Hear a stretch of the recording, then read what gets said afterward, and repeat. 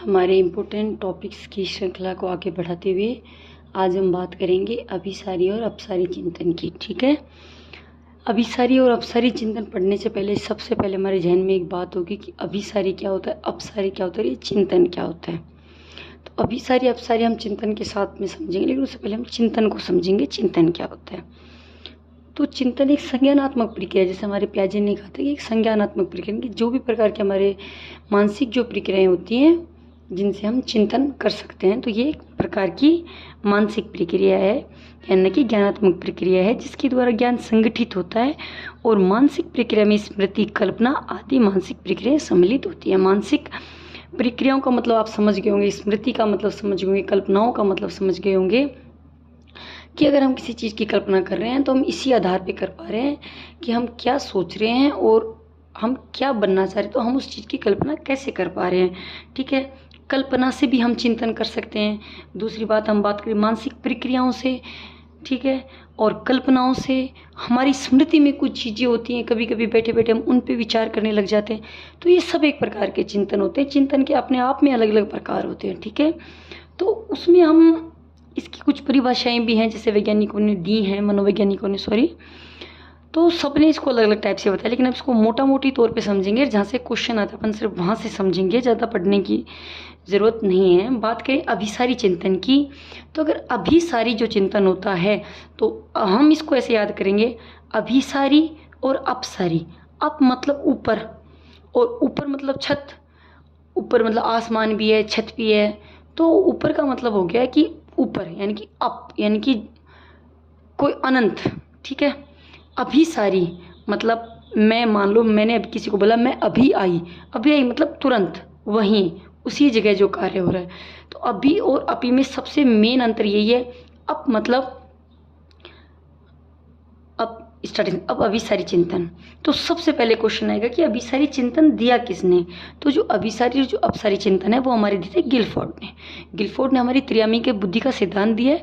उसमें उन्होंने 150 कोष्टक्स बताए हैं और उन्होंने बुद्धि को अलग अलग प्रकार से डिफाइन किया है। ठीक है, काफ़ी इंपॉर्टेंट है गिलफोर्ड भी। और गिलफोर्ड ने अभिसारी अपसारी चिंतन का सिद्धांत भी बोलते हैं, इनका जो सिद्धांत है उसको, त्रियामी सिद्धांत को अभिसारी अपसारी चिंतन भी बोलते हैं। ठीक है, बात करें अभिसारी चिंतन, तो अभिसारी चिंतन क्या है? निश्चित चिंतन, विचारों का कम फैलाव, एक ही बिंदु पर केंद्रित। अब इनका मतलब क्या है? तो इनका सीधी सीधी तौर पर हम बात करेंगे, झटपट में इसको सुलझाएंगे। तो कहने का मतलब ये निश्चित चिंतन कि मान लो क्वेश्चन दो प्रकार के होते हैं। मैंने पूछा कि राजस्थान की राजधानी क्या है। ठीक है, तो इसका जवाब एक ही होगा, इसका जवाब होगा जयपुर। अब चाहे मैं क्लास के किसी भी बच्चे से पूछ लो, इसका जवाब निश्चित है। निश्चित है मतलब समझ गए होंगे कि एकदम क्लोज एंडेड है, मतलब इसका अंत यहीं तक है। जरूरी नहीं है कि हम ऐसे नहीं कह सकते राजस्थान की दिल्ली भी हो सकती है, नहीं, वो नहीं है। ठीक है, निश्चित चिंतन होता है, मतलब उत्तर निश्चित होते हैं। अब क्वेश्चन हमारे पास कैसे आ रहे हैं, ये हम क्वेश्चन सीधा इससे कोई नहीं आएगा। अभिसारी चिंतन अपसारी चिंतन की परिभाषा ना आज तक पूछी गई है, इसमें जो इंपॉर्टेंट है तो ये किसने दिया? ये गिलफोर्ड ने दिया। इसमें कब दिया, कौन से सन में दिया? साइकोलॉजी में सन कभी मायने नहीं रखती है। अभिसारी चिंतन में इतनी सी बात है, विचारों का कम फैलाव का मतलब होता है कि इसमें विचार करने का इतना मौका नहीं मिलता। मान लो अगर किस टीचर ने क्वेश्चन पूछा है, मान लो पूछे गाय के कितने पैर होते हैं, सर ने बताया 4 पैर होते हैं। ऐसा थोड़ी होता है, नहीं सर 6 पैर होते हैं, ये थोड़ी हो सकता है, नहीं हो सकता।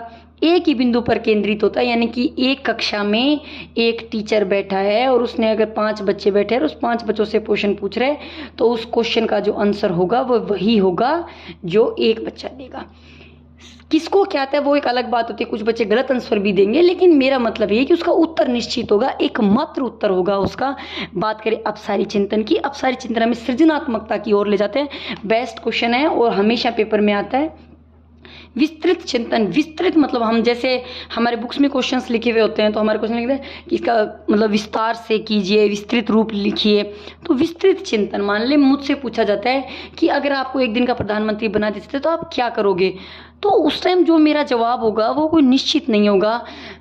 मान लो मैं पाकिस्तान को उड़ा दूंगा, मैं ये कर दूंगा, सर मैं इतनी वैकेंसियाँ निकालूंगा, मैं सारे काले धंधे बंद कर दूंगा, कोई बच्चा कुछ बोलेगा, मतलब वहाँ है ओपन एंडेड, ओपन एंडेड मतलब सृजनात्मकता, यानी कि वो हमें किस ओर ले जा रही है, अपसारी चिंतन की ओर ले जा रही है।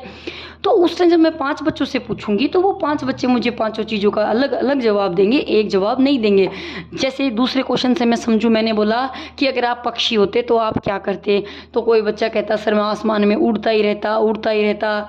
कोई बच्चा कहता सर मैं दुकान पे जाता, तोता होता तो मैं किसी के ऐसे मैंगो खाया था, ऐसे। मतलब उसका जो जवाब है वो सब बच्चों का सेम नहीं होगा। सब बच्चे अपनी सोच, अपनी कल्पना, यहाँ हमारी मानसिक प्रक्रिया काम आ रही है कि जिसके दिमाग में जो चीज़ चल रही है वो उसी प्रकार से काम करेगी, हमारी मानसिक प्रक्रियाओं के हिसाब से काम करेगी। विचारों का अधिक फैलाव, अनेक बिंदु पर चिंतन, यानी कि एक बिंदु पर चिंतन ना होकर अनेक बिंदु पर चिंतन होता है। ठीक है। कल्पना शक्ति एवं सृजनात्मकता, बिल्कुल कल्पना यहाँ ज़्यादा होती है, यहाँ कल्पना करने का मौका नहीं दिया जाता। यहाँ अगर बच्चे को बोल रहे अगर तुम्हें एक दिन स्कूल का प्रिंसिपल बने तुम क्या करोगे, तो बच्चा पहले कल्पना करेगा कि मैं प्रिंसिपल होऊंगा तो मैं ये करूँगा, फिर उस पर चिंतन करेगा। तो ये होती है हमारी सृजनात्मकता। ठीक है। अभिसारी और अपसारी, अपसारी हमारी सृजनात्मकता की ओर ले जाता है। अभिसारी चिंतन निश्चित चिंतन होता है, विचारों में कम फैलाव होता है, एक ही बिंदु पर केंद्रित होता है। क्वेश्चंस के आधार पे समझेगा। देखिए ये जो मैंने पॉइंट लिखे इनसे क्वेश्चन नहीं होता, ऐसा सीधा नहीं होता कि निश्चित चिंतन है, नहीं। एक उदाहरण दे दिया जाएगा आपको, उसको उदाहरण के तौर पे आपसे पूछा जाएगा तो आपको उस टाइम जो जवाब देना होगा वो होगा। गिलफोर्ड का त्रियामी सिद्धांत का अभिसारी व अपसारी चिंतन बिल्कुल इंपॉर्टेंट है और पूछा भी जाता है। सृजनात्मकता में अपसारी चिंतन होता है, और जो प्रतिभाशाली बच्चे होते हैं जिनमें प्रतिभाशाली तो सृजनात्मक भी होते हैं, लेकिन जरूरी नहीं है कि सृजनात्मक बच्चा प्रतिभाशाली होता है, लेकिन प्रतिभाशाली बच्चा सृजनात्मक हो, ये जरूरी नहीं होता। ठीक है। तो इसमें होता है अभिसारी चिंतन। सृजनात्मक उत्तरों के लिए एक आवश्यक है। ठीक है। अब यहाँ से अपन क्वेश्चन की बात करें तो पहला क्वेश्चन है विषय वस्तु, मुक्त उत्तर और अनुशासित कक्षा।